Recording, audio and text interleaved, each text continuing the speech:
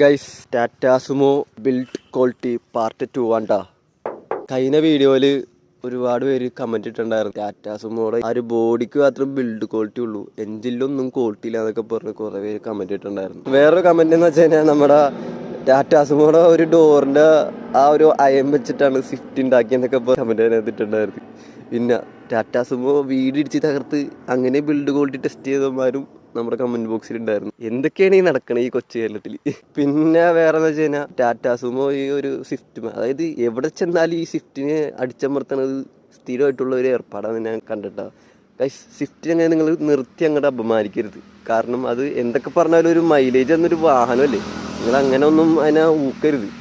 ഞാൻ സ്വിഫ്റ്റ് നോക്കിയതല്ല കേട്ടോ, നിങ്ങൾക്ക് അങ്ങനെ തോന്നിയിട്ടുണ്ടെങ്കിൽ ചിലപ്പോൾ അത് നിങ്ങളുടെ തോന്നൽ മാത്രമേ വയ്ക്കൂ. സ്വിഫ്റ്റ് ഒരു നല്ലൊരു വണ്ടിയാണ്, അടിപ്പം പവറും നല്ല സ്മൂത്താണ് വണ്ടി, അത് ഞാൻ എന്തായാലും പറയും. പിന്നെ സ്വിഫ്റ്റ് ഈ പറഞ്ഞ പോലെ ഈ ഒരു